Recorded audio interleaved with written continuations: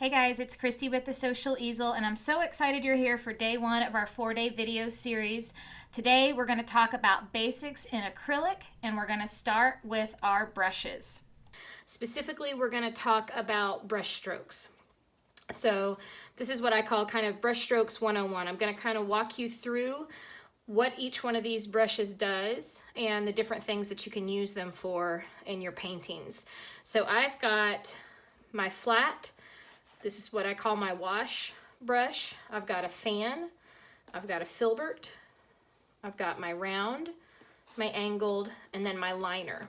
So each one of these serves a different purpose when you are creating paintings. And I tend to use 2 to 4 brushes per painting that I do in the studio with you guys. So this will give you a little bit of background information on how those work exactly. And then I've just got a variety of colors here for us to practice with, for me to show you some different things. So we're going to go ahead and get started with our flat wash brush first. And this is the brush that we typically use for all of our backgrounds. So there's several different types of backgrounds that you can do, and this is the brush that we're going to use for that. So we're going to start with, I'm just going to grab some of my Ocean Breeze color and just a little bit of white. So I've got both colors on my brush, and we're just going to do a very simple background, just back and forth. So you can kind of see how that works. You want to have plenty of paint in your brush. That's probably the number one thing that most people struggle with when they start painting for the first time, is they don't get enough paint in their brush. So if you're not using enough, let's say you just have just a little bit on your brush, when you do it, it doesn't really fill in all the way. So you get this streaky look. So you really want to probably put more on there than what you would think. As long as it's not dripping off your brush, you're probably good. And then see how much more solid that gives your background. And then if we want to do a little blending, I'm going to pick up some white. And you just keep going back and forth, and you get this nice, soft, blended look. And again, plenty of paint in my brush while I'm doing that. Another thing that we can do with this type of brush is kind of like a background for our trees. So I'm going to grab a little bit of black, and I'm not going to bother rinsing because this will take over so much of it. And I'm just going to come over here, and we're going to kind of do like a pouncing motion. So again, decent amount in there, not too much, not too little. And you're just going to start kind of pushing it down, and see how you can create whatever shape you want to with this. And this is just going to kind of be, you could leave it black, you could do a black and white and leave it like a silhouette of a tree. Or, so we're just going to kind of round this out however you want. It doesn't even have to be completely solid. I'm going to grab a little bit of dark green, and again, I left that black in there. But hopefully you can start seeing a little bit of a difference. So we've still got our shadows back there. Now I'm going to rinse this out. And I'm going to grab a little bit of my lighter green.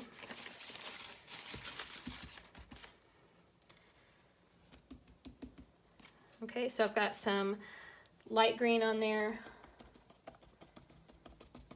And again, the harder I push down in some areas, so if I push down hard, you know, it kind of mushes the brush down. You want to have variety in how you're doing that. So if they all look the same, it doesn't look as realistic. So you kind of want to have some overlap, maybe change the direction that you're doing your brush strokes in.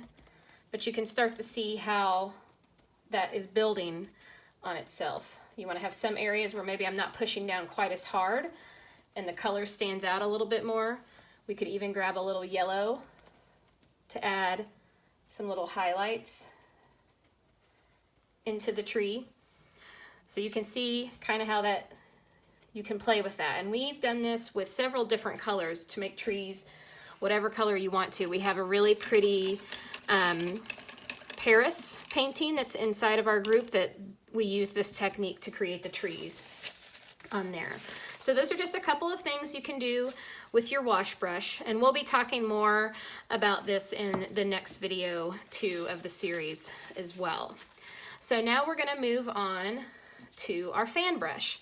And this is really fun too. You can do several different things with it, and depending on how much paint you have in your bristles, kind of depends on the look that you get.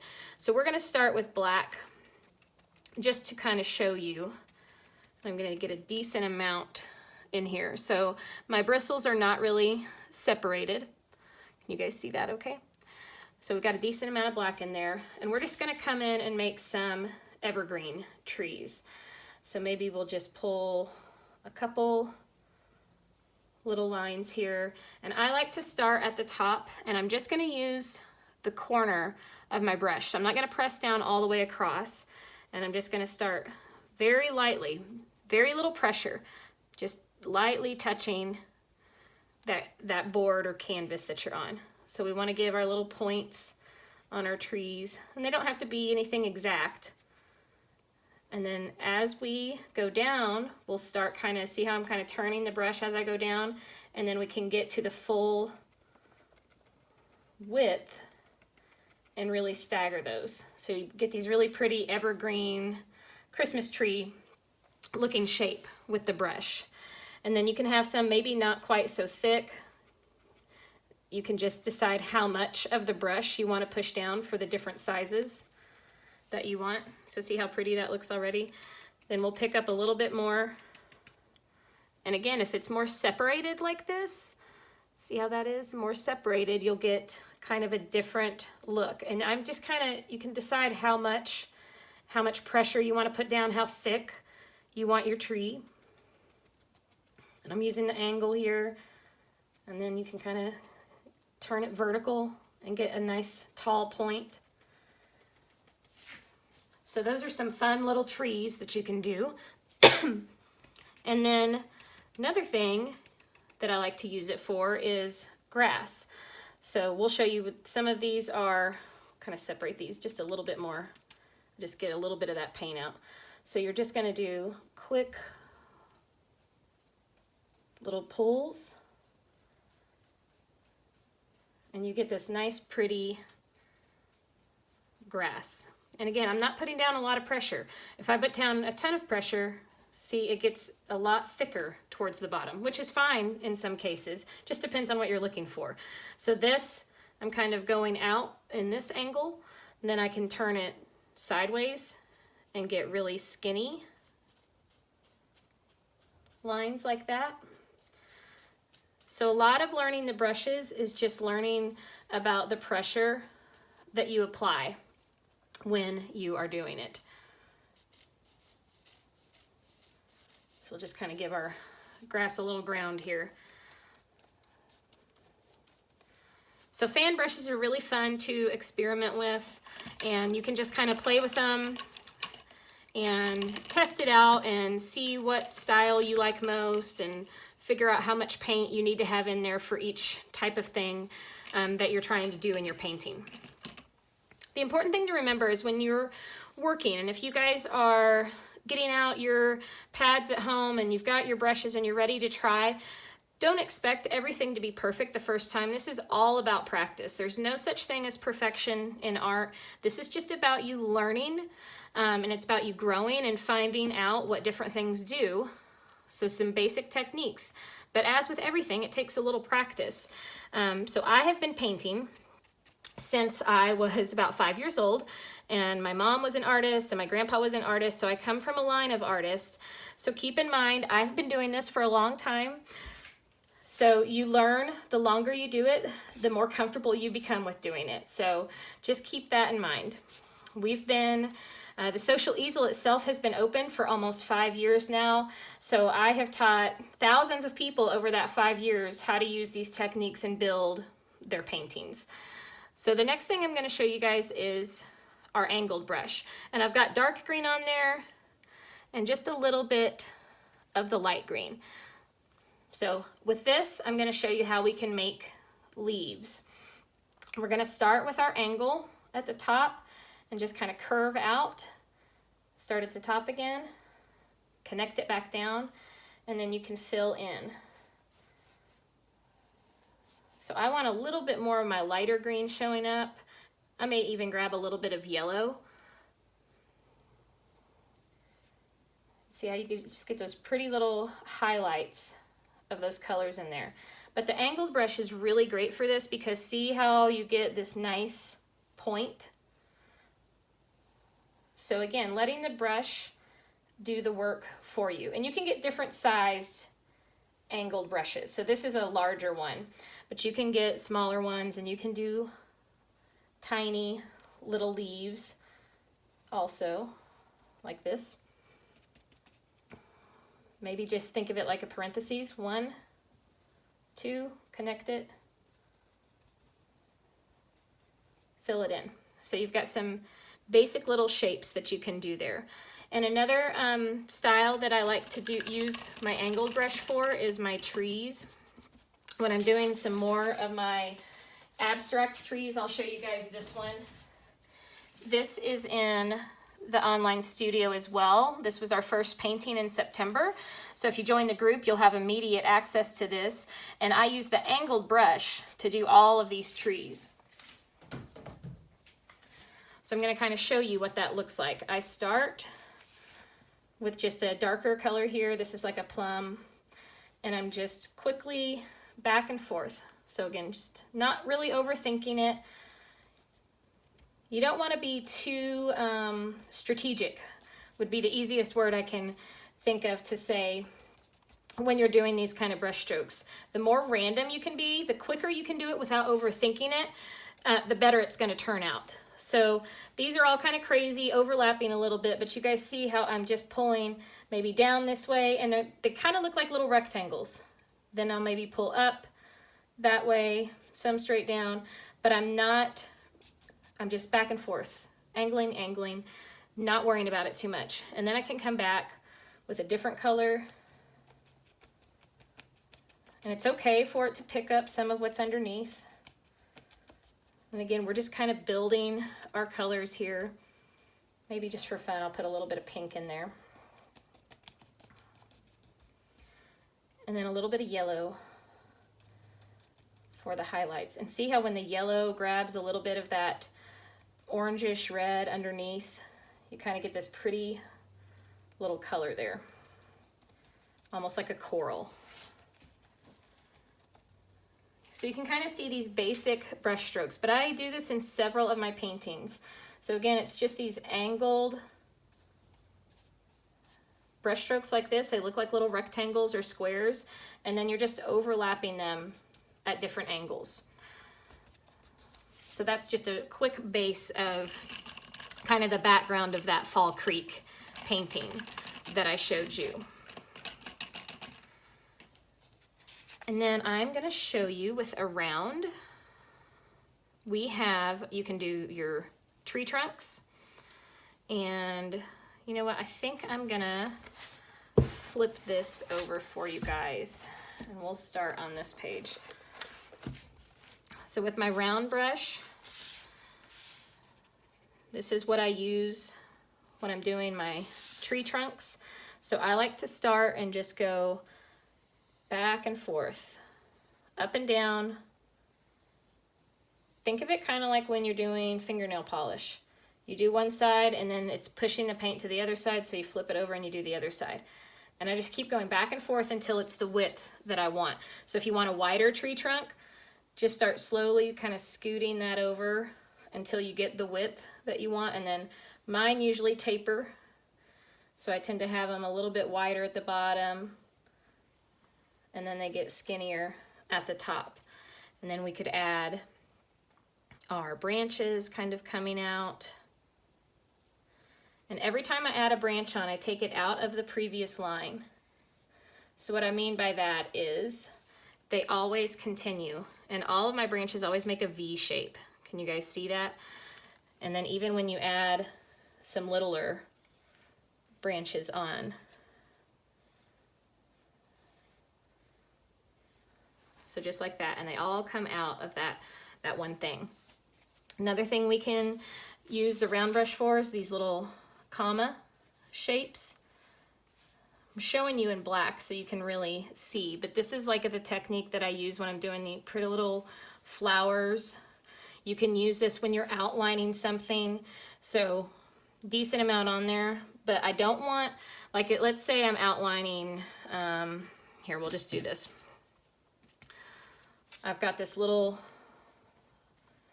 box here, and I just want to do a quick little outline around it, but I don't want it to be super thick.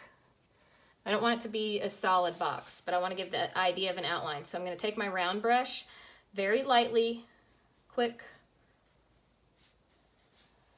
And I tend to have, this is just my style, I don't like it to be one continuous line. I like there to be multiple brush strokes, little broken up pieces, but you can kind of see how you just get those quick little outlines with something like that.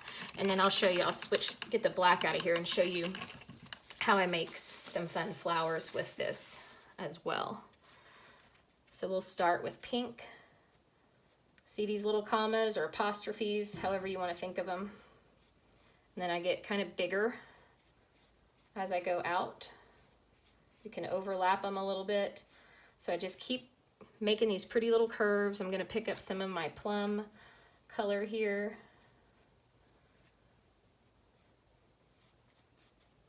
These are some of my favorite kind of flowers to make. And maybe I'll pick up a little bit of white. So you can kind of see how you can build on that. And then we could get fancy. We could go back to our angled brush here. Got a little bit of greens in there, and I could add one of my leaves coming out from behind there. So just kind of combining those two techniques. And another one of my favorite things to do with the round brush are these little cone flowers. So if you're doing like a big mixed bouquet, I'm gonna start by we'll do one up here. Kind of like this is a line, and do this first, kind of get my base down. And then I'm just gonna use my round brush and start just adding these dots in. So I'm not pressing down super hard. You just want to keep overlapping. See how they're all clustered together? You can't see, they're not all perfect like this, all staggered apart. We don't want it to look like polka dots. We want them to kind of all overlap each other. And as I'm getting closer to the end, it comes to a point. So it's wider at the bottom, more to a point. Then I can pick up some white and add a little contrast in there and just dabbing along. So we've got some light areas and dark areas, maybe a little pink in here for this one. So with that same brush, I can make two different types of flowers with it. And those are some of my favorite ones to do. And now we're gonna go to our filbert brush. Another type of flower you can do with this that you guys may have seen me do is the hydrangeas. And I'm gonna grab, I'm missing my paint that I want. We'll do a little bit of blue here.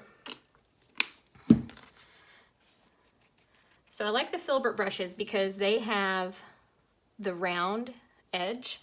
So you have these nice little curves. So I always start, the edge is the outer part of your petal and you're pulling it in to the center. And then you can get a little wider. So these are just real, see how I'm turning my wrist so that that edge is still on the outside. Real basic. We'll pull some white into it so you can see that contrast a little bit more. So that's just a cute little flower. Let's flip our brush over. This is one of my tricks for a nice quick center, and just dot that in the center of your flower. And so then if we're doing hydrangeas, same thing. We do these little clusters that all overlap, and it's just a whole bunch of them together. All those little brush strokes, but I'm using the same brush while I'm doing it. And then I can have some over top. So you can kind of see how they just start overlapping. And when I get two colors in my brush like that, they make those pretty brush strokes where you get a little bit of each color in there. So just think of it like little stars, 5 little petals around each. So if I just continued that out in a circular motion, I'd have a nice big hydrangea there. And now we're gonna move on to the liner. This is one of my new favorite brush sets, and I have the link provided for you guys. This is a 12-piece detail set, but for those of you that struggle with being heavy-handed, this is probably one of the top things that I hear that people struggle with. You really want to invest in a set of little brushes like this because it gives you so much more control.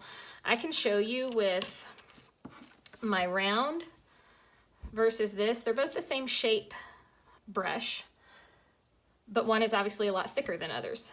So with this, I can get fine lines, but again, I'm not putting a ton of pressure down, I'm just using that very tip.